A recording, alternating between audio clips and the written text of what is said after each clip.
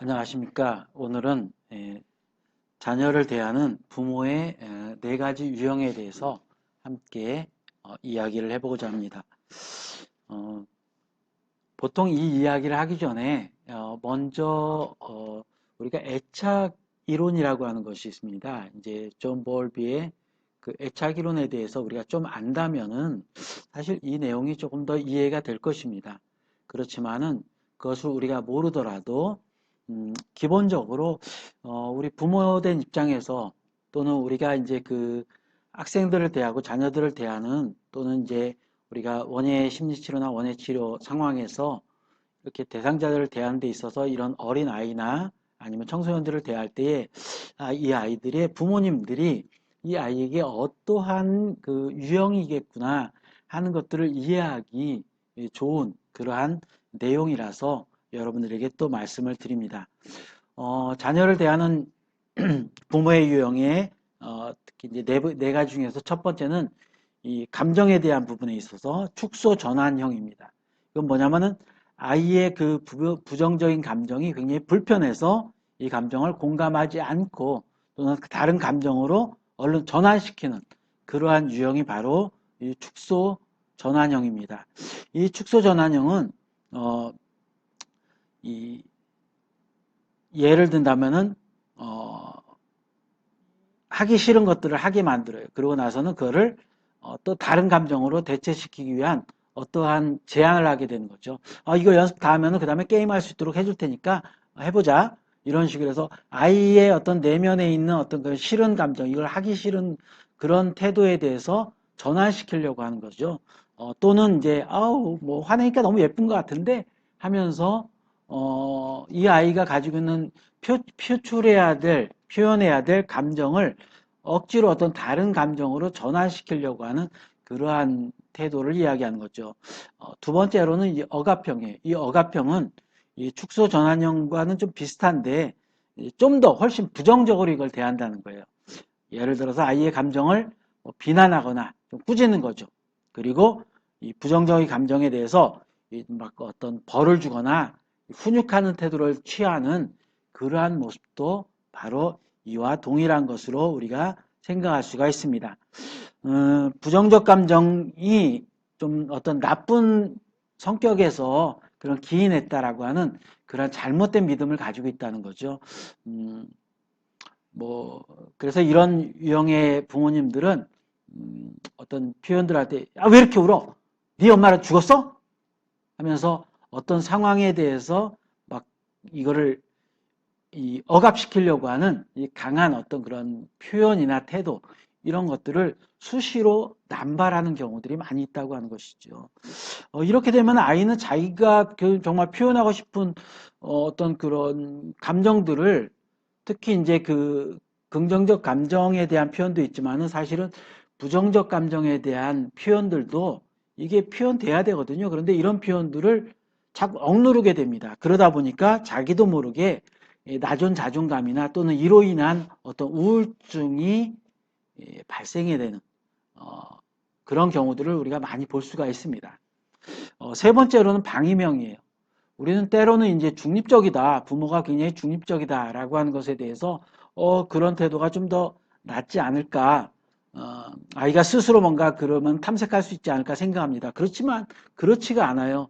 아이의 감정을 우리가 공감해주고 존중해주는 그런 상황에서 아이는 스스로를 탐색하는 거지, 이 방임한다고 하는 것은 무엇이냐면은 감정을 막 분출하고 뭐 그래 그 뭐 하는 거 좋지 뭐 그렇지만 그것에 대해서 스스로 문제를 해결할 수 있는 능력을 만들어주지 않는다고 하는 거죠. 그걸 가르쳐 주지가 않아요.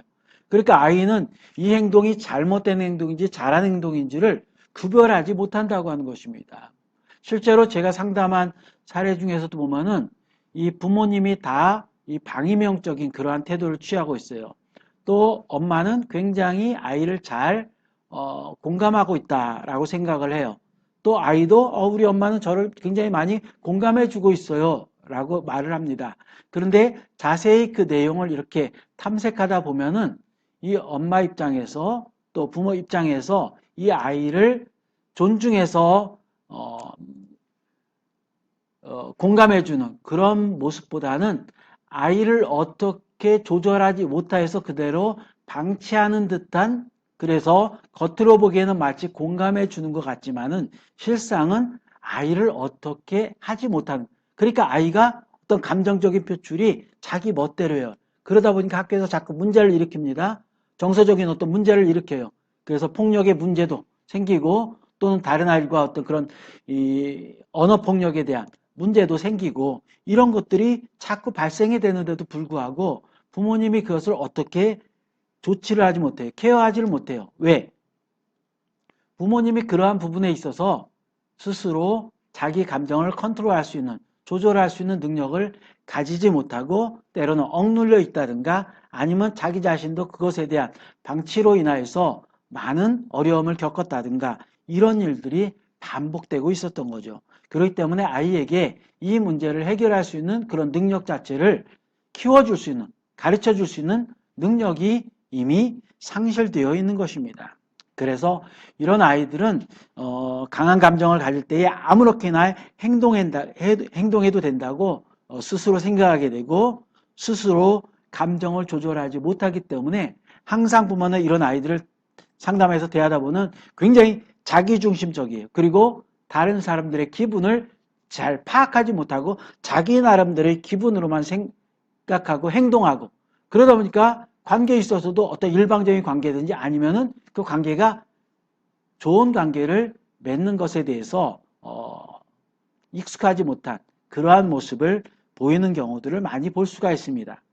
이 마지막으로 감정 코칭형이라고 그렇게 이야기를 합니다. 이 감정 코칭이라는 말은 이제 새롭게 대두된 어떤 단어이기도 하지만은 이 단어가 또 굉장히 또 좋은 그러한 표현이기도 합니다. 모든 감정을 잘 허용을 해요. 그렇지만은 중요한 것은 행동에 대해서는 분명한 어떤 제한을 두는 그러한 모습인 거죠. 자녀가 부정적인 어떤 그런 감정을 표출할 때 이거를 좋은 교육의 기회라고 여기고 그 감정을 잘 들어주고 그것을 위해서 시간을 허용해주고 시간을 드린다고 하는 거죠. 그러니까 이 아이가 어떤 감정에 대한 이야기를 했을 때 자기 감정이 막 그 기분 나쁜 어떤 이야기들을 했을 때 그런 이야기에 대해서 참 먼저 반영을 해주고 또는 그것을 이해해주고 물론 그것을 다 내가 그래 수용해주고 그래 맞아 네 말이 맞아 라고 그렇게 이야기하는 것이 아니라 그것은 무작정 자녀가 지금 잘못된 어떤 판단이나 잘못된 어떤 느낌이나 잘못된 어떤 감정 상태를 지금 표출했을 수도 있는 거예요. 그렇지만은 그것을 어떻게 하라? 공감은 안. 그러나 그것을 100% 받아준다. 그것은 잘못된 거죠. 왜냐하면 그 아이가 생각하는 것들이 잘못될 수도 있는 건데 그것을 난 네 말이 맞아. 내 말이 전적으로 내가 공감해. 라고 하면서 오히려 그 아이의 잘못된 어떤 그런 행태나 잘못된 어떤 그런 부분까지도 우리가 인정해 줄 수가 있다고 하는 거죠. 절대 우리는 인정하는 것이 아니라 공감하는 것. 그건 조금 다르다고 하는 것입니다. 오히려 이제 훈계를 하지 말라는 거예요. 그래? 그러면 너 이런 생각과 이런 태도는 잘못된 거야 하면서 그것부터 이야기하는 것이 아니라 왜 그러한 어떤 행동과 그러한 어떤 그런 감정이 일어났는지에 대해서 하나하나 들어주고 그렇구나 네가 이래서 이러이러한 생각과 이러이러한 지금 기분 이러이러한 감정을 가지고 있구나. 그런 그 감정의 그 감정 상태가 됐을 때에 너는 어떠한 또 느낌이 들었니? 그 감정의 또 이면에 있는 또 다른 느낌들을 또 찾아내고 그것을 또 이렇게 탐색할 수 있도록 여유를 주고 또 시간을 들여서 이야기를 들어주고 그리고 거기서 그래서 그랬구나. 내가 너의 말을 듣고 보니까 너의 말이 좀 이해가 되는 것 같다. 네가 이래서 화를 낼 만한 그러한 마음이 들었다는 것을 내가 충분히 이해가 됐어. 그 정도만 이야기를 해도 자녀는 거기서 스스로를 탐색할 수 있는 능력을 가지게 되는 것입니다. 그리고 꼭 이 감정을 우리가 공감해 준다고 하는 것 우리가 100% 공감해 주기는 좀 쉽지 않습니다. 그렇지만은 사실 우리가 그 중에서 몇 가지 한 뭐 10가지 중에서 뭐 3가지나 4가지, 5가지 이 정도만 공감을 해주더라도 솔직히 공감해 주지 못하는 상황들이 있다 할지라도 아이들은 거기서 어느 정도 이 공감할 수 있는 그런 능력을 스스로 가지게 되는 그러한 좋은 기회를 얻게 되는 것입니다. 우리 사례 하나를 한번 나눠봅시다. 아빠와 아들의 관계가 좀 서먹해요. 이 관계를 개선하기 위해서 이 어머니는 굉장히 노력을 많이 하는 것 같아요. 가족이 함께하는 어떤 게임을 한다든가 간단한 유의를 즐기는 그런 노력을 하지만은 좀처럼 개선이 되지 않습니다. 하고 저에게 질문을 했어요. 사실 아빠와 딸의 관계보다는 아빠와 아들과의 관계에서 자주 일어나는 이런 현상이에요. 이런 경우에 아빠의 애착 관계를 우리가 살펴보면은 탐색해 보면은 이 가부장적인 가정에서 자라서 이 정서적인 억압을 받아서 딸과 아내, 한마디로 여자죠. 딸과 아내는 보호해줘야 될 대상으로 생각을 합니다. 특히 이런 분들은요, 딸에게는 굉장히 잘해요. 또 아내와의 관계도 굉장히 좋습니다. 그런데 문제는 뭐냐면은 아들은 스스로 모든 상황을 극복해야 되고 마치 우리가 이제 예전에 들었듯이 남자는 일생에 3번만 울어야 돼. 뭐 이런 사고를 가지는 그런 지배적인 그 사고를 가졌을 때 이런 현상이 많이 발생하는 것입니다. 그러나 이런 사고는 지금의 자녀들에게 있어서는 잘못된 감정 상태를 유발하고 청소년 시기에 이런 억압된 감정이 분출될 때에 부적절한 방법으로 분출될 가능성이 아주 높습니다. 엄마 입장에서는 그래도 아빠와 아들의 관계를 좀 개선하기 위한 상당히 많은 노력을 하는 것 같아요. 그런데 여기다가 이제 하나를 부과한다면 어떤 것을 하면 같이 게임을 하고 유의를 즐긴 후에 서로의 느낌이 어땠는지 이야기를 하고 그때의 기분을 다양한 방법으로 표현하게 하는 노력이 있으면 좋을 것 같습니다. 그건 뭐냐면은 서로 이제 같이 게임을 했어요. 아빠랑 게임을 했는데 아빠는 게임이 다 끝나면은 그래 같이 게임했으니까 이제 뭐 가서 공부해라 뭐 해라 그러고 끝나요. 그런데 거기서 그냥 끝나는 것이 아니라 그 게임을 하고 났을 때 엄마가 옆에서 여보 아들하고 이런 게임을 하니까 당신이 어떤 기분이 들어? 하면서 물어보는 거예요. 그 다음에 아들은 야 아들아 너는 아빠하고 이런 게임을 하면서 어떤 느낌이 들었어? 어떤 기분이 지금 들어? 하면은 그냥 단순하게 뭐 좋았지 뭐 이렇게 얘기할 수 있어요. 또 좋았어요. 어떤 점들이 좋았는데 어떤 것들이 좋았어? 좀 한번 구체적으로 얘기해 볼 수 있겠니? 할 때에 아들도 얘기하고 또 아빠도 뭐 그런 걸 다 물어봐 하면서 얘기할지 모르지만은 그래도 한번 구체적으로 좀 자세하게 한번 우리 아들이 좀 알 만큼 당신하고 했을 때 한번 기분을 당신하고 좀 얘기해 줬으면 좋겠어 하고 좀 더 어떤 감정에 대한 것들을 표현하게끔 자꾸 유도하라는 거죠. 그게 엄마가 이제 감정 코치사가 되는 거예요. 그래서 그런 역할들을 했을 때에 그것이 아빠의 정서적 표현을 어떻게 보면 훈련하는 계기가 되는 거예요.